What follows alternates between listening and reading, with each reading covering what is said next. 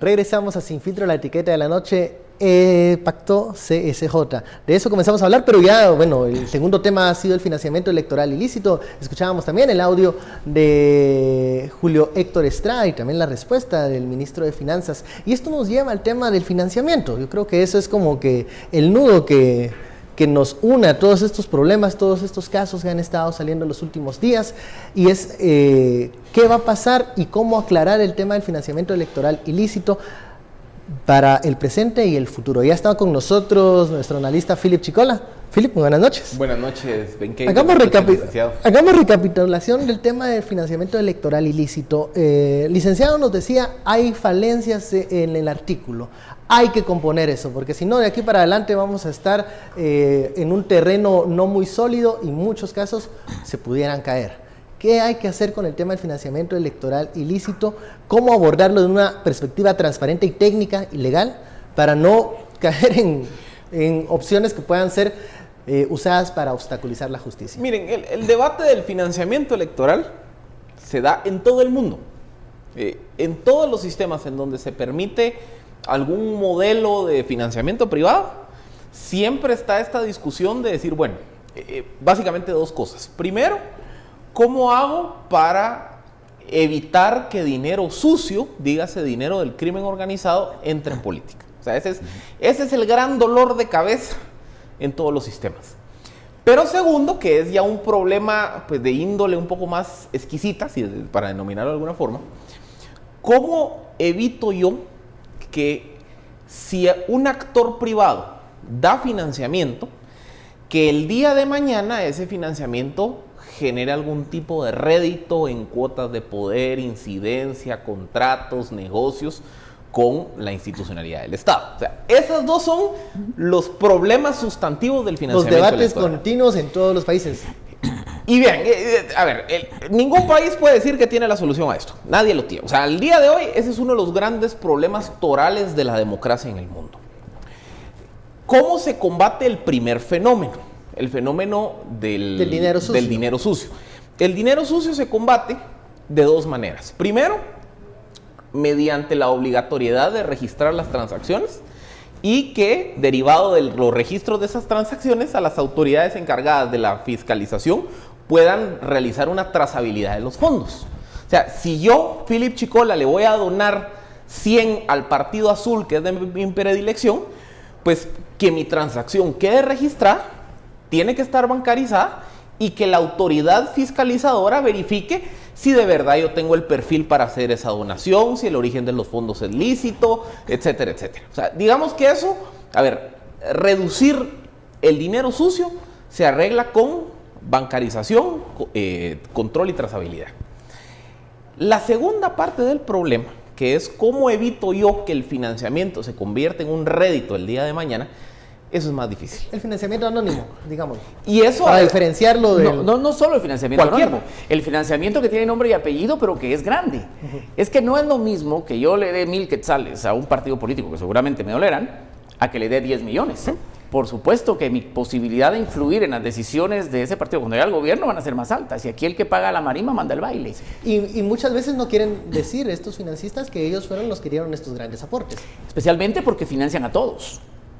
Entonces, como no hay un compromiso también ideológico o de afinidad, sino más bien es un tema de conveniencia, resulta que el financiamiento anónimo se explica porque los van a financiar a los 3 o 4 que van a ganar. Entonces no quieren que todos se enteren. Es que la solución para reducir ese círculo vicioso de que yo financio para obtener un rédito mañana es la transparencia. Porque, a ver, digamos que la transparencia en sí misma no es garantía de que no vaya a ocurrir nada malo, pero genera incentivos de información. O sea, si el nombre Philip Chicola le donó 100 al Partido Azul, aparece registrado, ya puede darse una fiscalización ciudadana, decir, bueno, veamos si a Philip le dan algún beneficio, rédito, contrato, negocio o favor mientras el Partido Azul está en el gobierno. O sea, la transparencia de la transacción lo que permite es activar las alertas para que los actores, medios de comunicación, ciudadanía en general, actores fiscalizadores, verifiquen que no haya un beneficio a cambio. O sea, ese es el porqué el anonimato en el financiamiento electoral es un pecado original del sistema democrático. Porque cuando hay anonimato, se me rompen las dos consideraciones. Porque si hay anonimato, yo no puedo fiscalizar de dónde vienen los recursos. Entonces puede venir del crimen organizado. Y si hay anonimato, yo tampoco puedo fiscalizar que tal vez los recursos son lícitos, tal vez Juanito lo donó con la mejor de las intenciones, pero no puedo fiscalizar que Juanito no reciba un favor el día de mañana. Entonces, ese combate del anonimato en el financiamiento es una condición sine qua non de un sistema democrático. ¿Cómo lo hacen otros sistemas más desarrollados, más sólidos? Ejemplos que nos pudieran servir para ilustrar una forma de cómo transparentar el financiamiento privado, porque también está el debate si se debe permitir el financiamiento privado. Entonces ese es otro debate, pero si va a existir el financiamiento privado, ¿hay ejemplos que nos pudieran funcionar o que nos pudieran iluminar para tener controles y tener esa transparencia que nos menciona Philip? Tenemos que mirar hacia otras democracias. Yo creo que esto básicamente se da en dos áreas. Primero, obviamente, en la publicidad del financiamiento. Tiene que ser transparente, tiene que ser bancarizado. O sea, si lo hacemos a través de la banca, vamos a poder darle seguimiento a los fondos, a ver quién dio y en el ejercicio del poder por qué lo dio. Pero también el tema de los límites de aportaciones. Es que no es posible que se le dé la libertad a cualquiera de dar cualquier cantidad, porque entonces se vuelven los donantes únicos. En el caso guatemalteco, ¿qué? El 10%, la cuota máxima es el 10% de lo que se establece como tope. Como el techo. En la elección pasada fueron 55 millones aprox. Estamos hablando de que un donante individual podía dar hasta 5 millones y medio de quetzales. Eso es muchísimo dinero. Aún en el plano que sea transparente, Es mucho y que sea dinero. con nombre y apellido, sigue siendo mucho dinero. Si no se explica por qué. O sea, nadie es tan bueno para darle 5 millones y medio de quetzales a un partido político porque quiere. Entonces yo creo que los modelos a seguir son los que pueden reglamentar la transparencia y tener topes de aportaciones. Y evidentemente eso debe completarse con muchas cosas, incluso con el tema penal. Y eso es lo que yo quiero insistir. Hemos descansado la lucha por un financiamiento electoral más transparente únicamente en procesos penales. Y son procesos penales que tienen un pecado de origen también, porque, insisto, mientras el artículo 407N en el segundo párrafo no incluya el verbo aportar, no existe posibilidad, legal al menos, de sentencias condenatorias para quien ha aportado. No se puede. Este es un tema muy sencillo. No hay verbo rector. No hay una acción que pueda ser reprochada por el Estado a través del proceso penal. Por lo tanto, es muy probable, y lo dice un abogado porque la hizo médico, que los jueces en sentencia absuelvan a las personas que han sido sindicadas de financiamiento electoral. Hablo de los aportantes. Si no lo hace un juez, lo hará una corte a través de una casación o lo hará una corte internacional.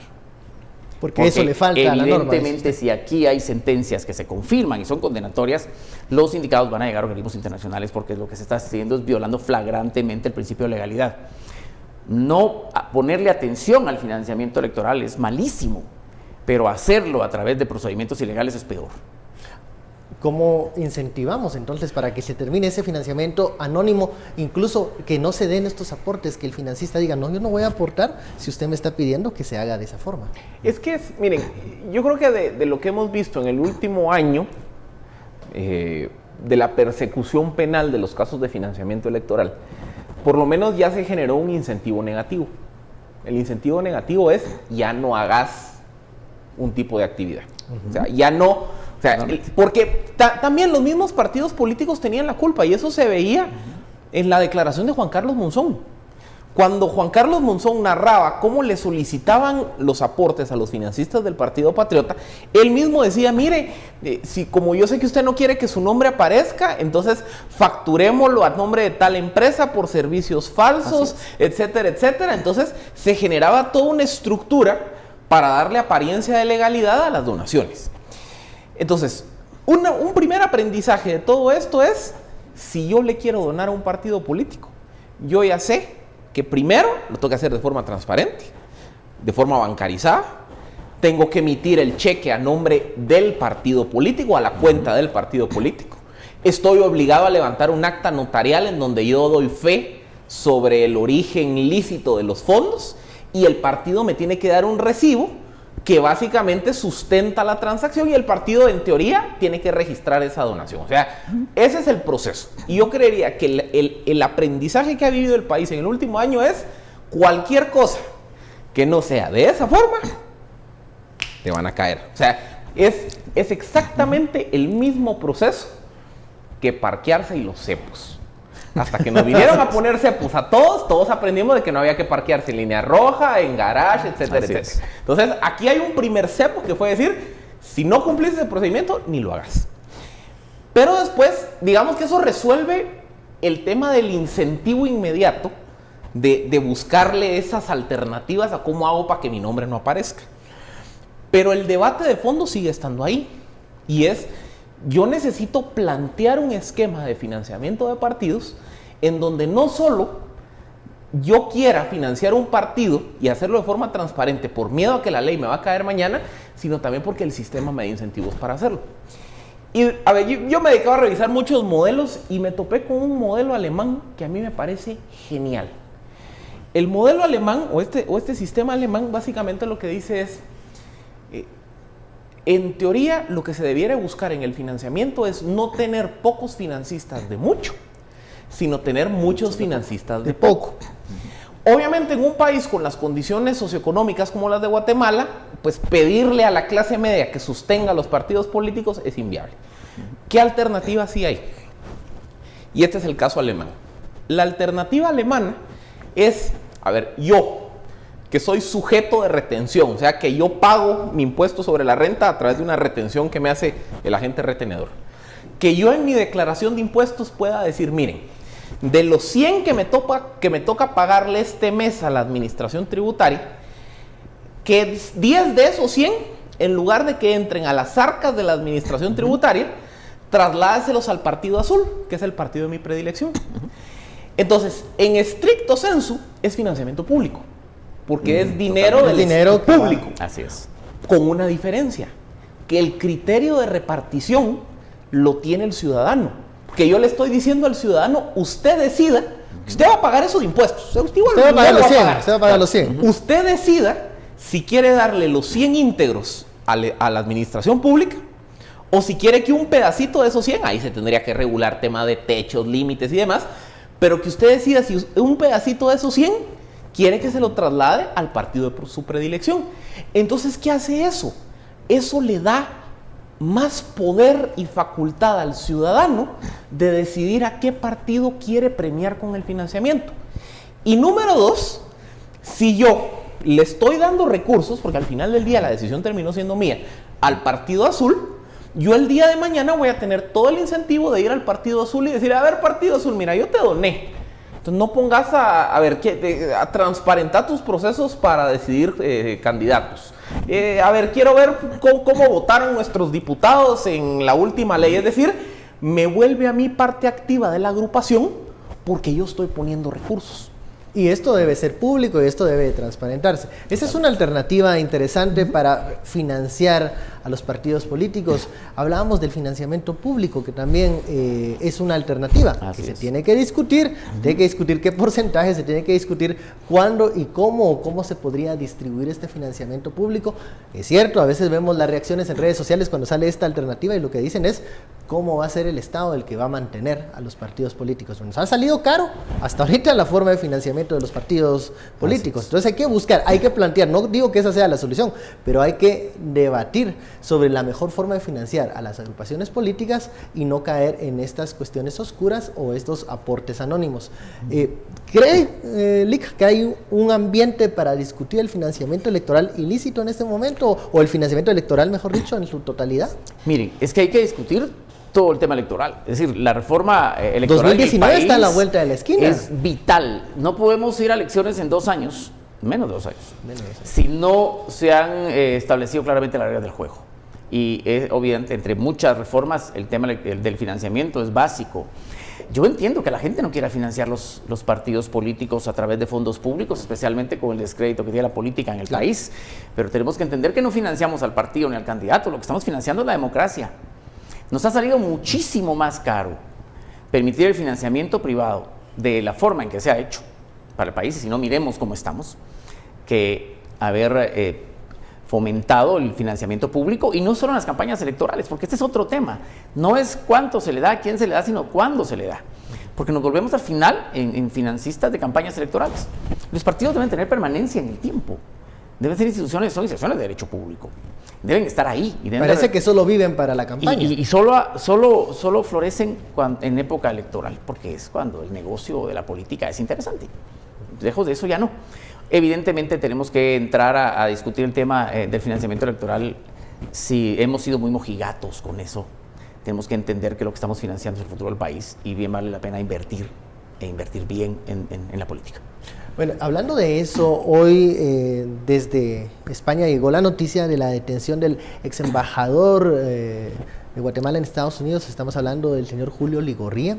Está detenido en Madrid, España. Esto por el tema también del financiamiento electoral ilícito. Fuimos a hablar con el Ministerio Público. Ellos pues dieron declaraciones de que se inicia un proceso de extradición. ¿Cómo va a ser este proceso? ¿Cómo va a caminar eso en el tema del ex embajador Julio Ligorría? ¿Lo tendremos pronto, tarde en Guatemala? ¿Se va a pelear la extradición? ¿Él va a pelear la extradición en España? ¿Qué va a pasar? ¿Cuál es el escenario que ustedes ven con el ex embajador, licenciado? Yo creo que él va a pelear su extradición.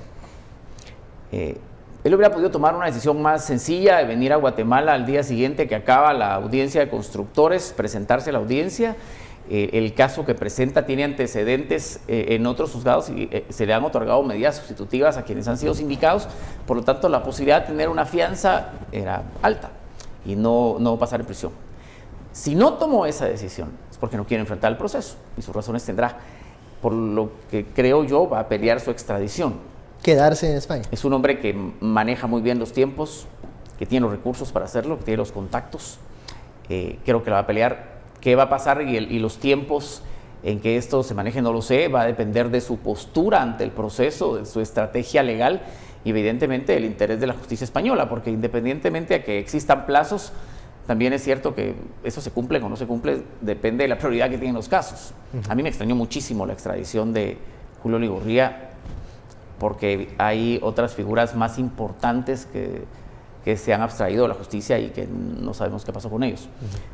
Sin entrar a valorar el caso, no tengo ningún interés en hacer una defensa oficiosa. Creo que la imputación no es tan trascendente tampoco como otras en otros casos. En todo caso, a él se le acusa de haber intermediado en el otorgamiento de un financiamiento entre una empresa y un partido político. Fue una especie de lobista, alguien que intervino y que aconsejó a una empresa que diera un financiamiento. En todo caso, hay una complicidad, tal vez, no lo sé, no puedo valorar el caso.